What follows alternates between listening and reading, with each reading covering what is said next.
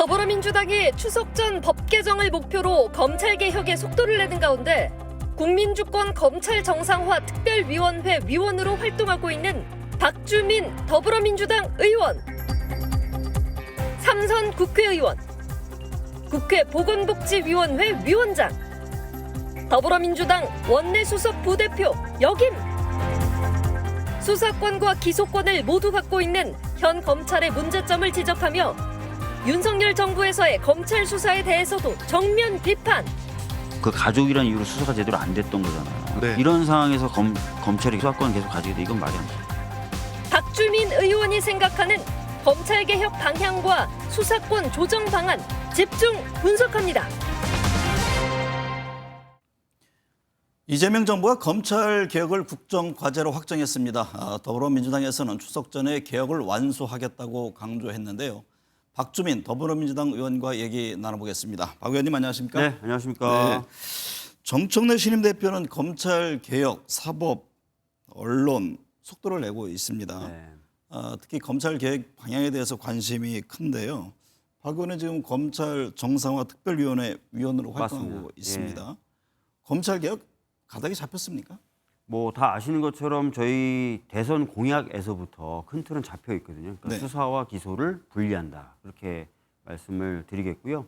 최근에 국정기획위원회가 대통령님 모시고 그동안 연구했던 것 발표하는 자리에서도 수사와 기소 분리하겠다 이렇게 네. 얘기를 했었습니다. 그리고 신임 법무부 장관도 취임사에서 수사와 기소를 분리해야 된다라고 얘기했기 때문에 당 차원에서든 아니면 정부 차원에서든 아니면 대통령실 차원에서든 네. 방향은 잡혔다 이렇게 네. 보시면 될 것 같습니다.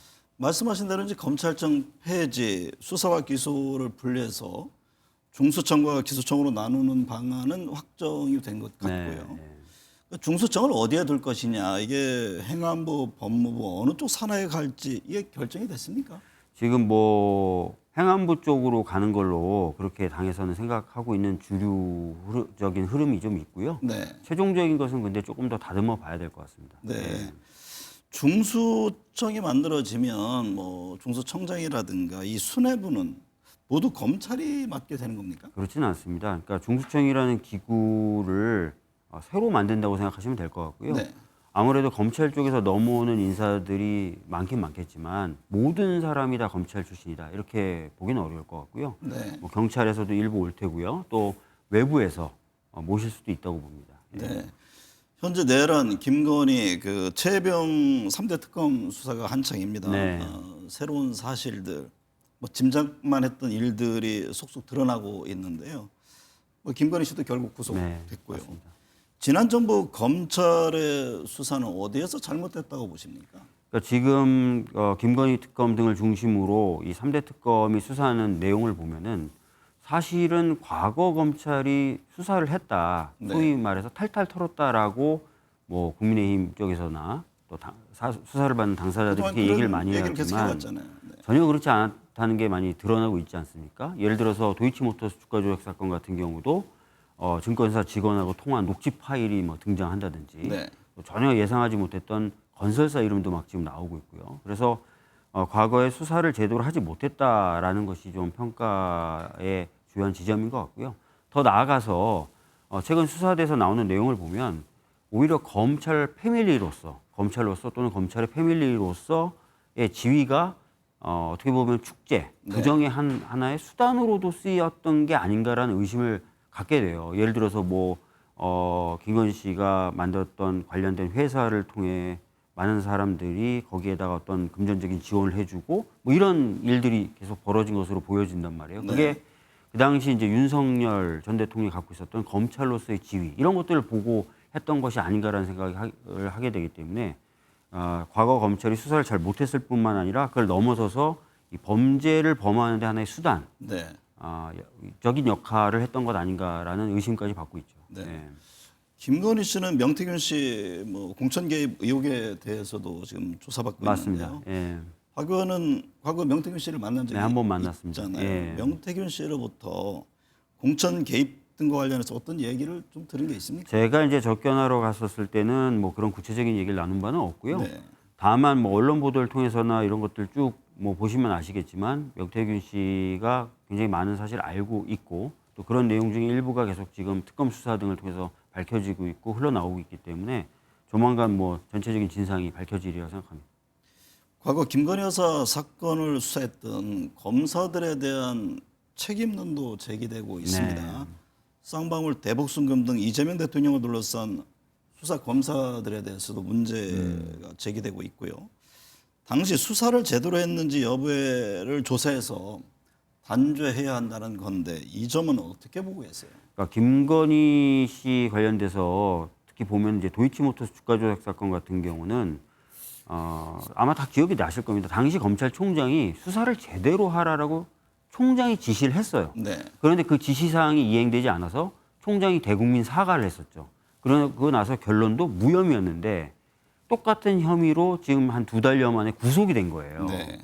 그리고 그 당시 검찰이 뭐 자기네들 탈탈 털었다고 하지만 발견하지 못했던 아까 말씀드렸던 그런 녹음 파일들 이런 것들이 막 나오고 있는 겁니다. 네. 그러니까 수사를 제대로 했다고 보기가 어려운 거고 그렇다면 이 수사가 제대로 안 됐던 이유와 맥락도 밝혀봐야 되는 것 아닌가 싶고요.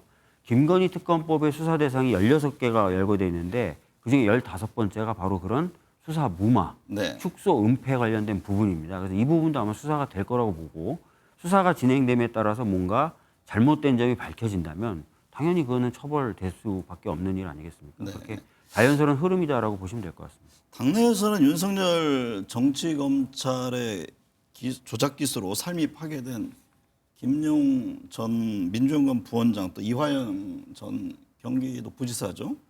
이 석방론이 나옵니다. 이에 대해서는 어떤 견해십니까?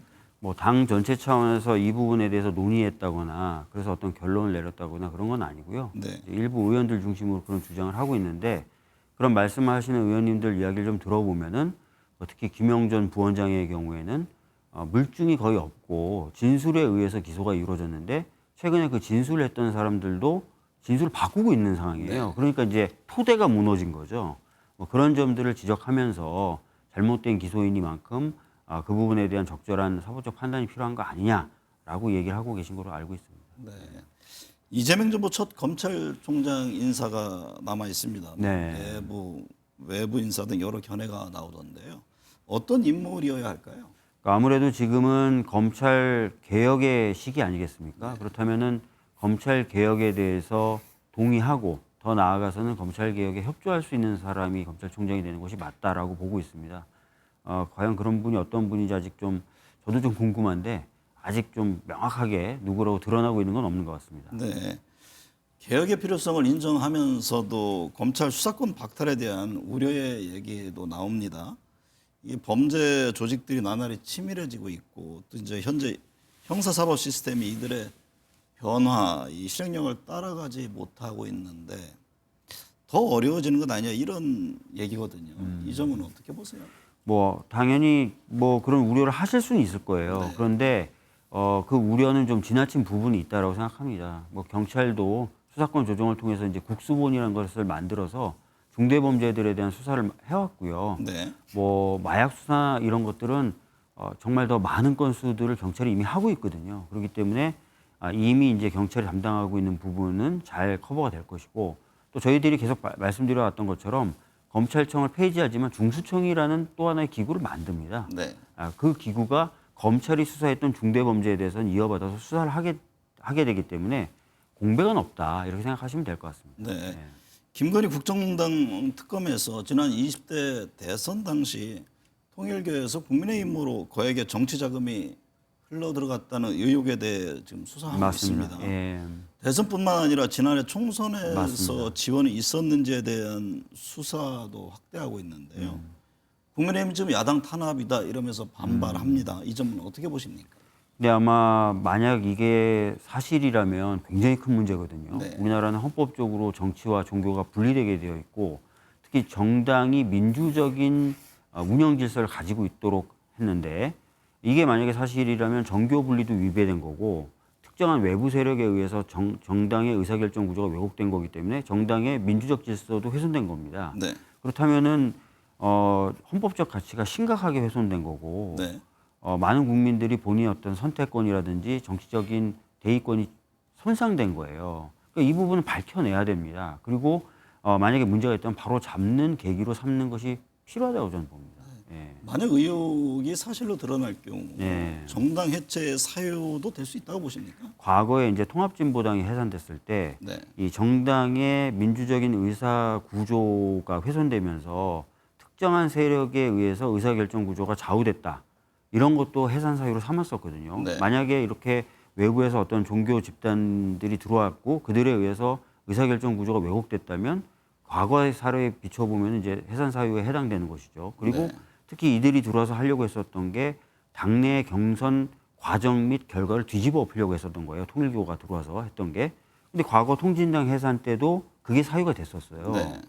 그렇다면은 해산 사유에는 일단 해당된다고 볼 수 있겠죠. 네. 물론 이제 해산까지 나가냐 마냐는 다른 어떤 정치적 정무적 판단도 필요하겠지만 법적으로 보면 사유에 해당한다. 이렇게는 볼 수 있겠죠.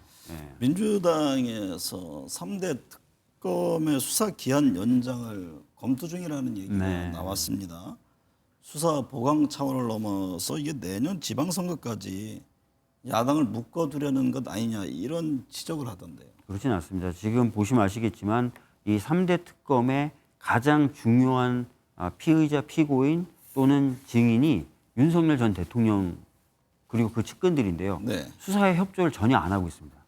영장을 심지어 발부받아 가도 영장 집행이 안 되고 있어요. 네. 그럼 수사가 당연히 지연되는 거 아니겠습니까? 수사는 지연을 하고 있는데 수사 기간은 연장 안 된다라고 하면 수사하지 말라는 얘기가 됩니다. 그래서 이거는 만약에 그렇게 얘기하려면 국민의힘 쪽에서 만약에 그 수사를 빨리 마무리 지어야 된다라고 얘기하려면 윤석열 전 대통령을 향해서 수사에 협조하라고 해야 됩니다. 네. 근데 그런 것도 안 하면서 무조건 기간도 연장하면 안 된다라고 얘기하는 거는 앞뒤가 안 맞죠. 조국 혁신당 대표가 8.15 특사로 석방됐습니다. 네.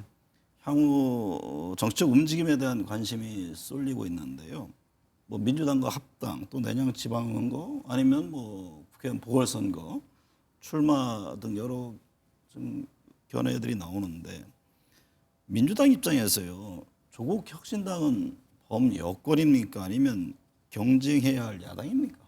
글쎄 뭐 지금 현재로 보면은 우리 민주당과는 다른 정당인 건 분명하죠. 네. 그러나 지금까지 어떤 내란 종식이라든지 뭐 헌정질서 회복 이런 부분에 있어서는 호흡을 맞춰온 또 동지적 관점의 관계도 있는 것이죠.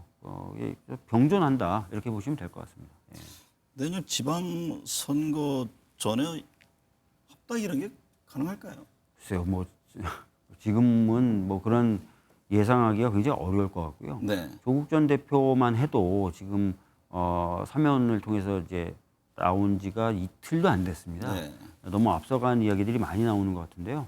조금 더 시간이 지나야 그런 것들은 좀 판단할 수 있지 않을까 싶습니다. 예. 박 의원은 문신을 합법화하고 제도적 틀 안에서 안전하게 관리해야 네, 한다면서 맞습니다. 문신사법을 이번 국회에서 통과시키겠다는 의지를 밝혔는데요. 네. 법이 통과되면 비의료인이 문신 행위 가능해지는 거잖아요. 네, 맞습니다. 의료계 반발은 여전하던데요. 네, 의료계는 과거부터 이 문신 합법화에 대해서 반대를 해왔어요. 네. 그러나 방금 이제 진행 작가에서도 말씀하셨지만 문신이라는 것 자체가 굉장히 이제 일반화돼 있고 대중화되어 있기 때문에 이것을 더 이상 어떤 규제 없는 법의 사각지대에 몰아놓고 오히려 관리가 안 되도록 놔두는 것은 더 비합리적이라고 생각합니다. 네. 그렇기 때문에 이제 비의료인들의 문신행위를 오히려 좀 합법화하면서 법적 규제를 받도록 하는 것이 국민 건강에는 오히려 더 이롭다고 생각합니다. 네. 그래서 그런 관점으로 이제 법 제도화를 한다 이렇게 생각하시면 될 것 같습니다. 예. 국민의힘 오는 22일 새 당대표를 선출합니다. 네. 개혁 입법 등을 놓고 충돌할 가능성이 있는데요. 검찰 개혁 문제도 그렇고요. 향후 야당과의 대화, 타협, 협치 문제는 어떻게 보십니까? 당연히 뭐 정치적인 상대로서 대화도 하고 협치도 해야 됩니다. 네. 그러나 원칙이 좀 있어야 되겠죠. 저희가 뭐 내란 행위에 대해서 종식시키려고 하는 것에 대해서 반대한다거나 이러면 그 부분까지 저희들이 타협할 수 있지는 않지 않습니까? 그러니까 당연히 대화와 협치를 하지만 안 되는 부분, 또 도저히 국민적으로 용납할 수 없는 부분은 또 저희가 또 선을 좀 그어가면서 갈 필요도 있다 이런 말씀을 드리겠습니다. 오랜만에 나오셨으니까 어떻게 박 의원께서 내년 6월 지방선거 때 서울시장에 출마하십니까? 지금 뭐 제가 당면한 여러 가지 일들 열심히 하면서 네. 또 그런 부분에 무게를 좀 두고 열심히 고민하고 있습니다. 예. 출마 의지가 강한 것으로 이해를 하겠습니다. 네. 예. 제도와 법은 한 번 바꾸면 다시 바꾸기가 어렵습니다. 속도 못지않게 내실을 갖추는 입법 과정이 그래서 중요합니다. 오늘 함께해 주셔서 감사합니다. 네, 감사합니다.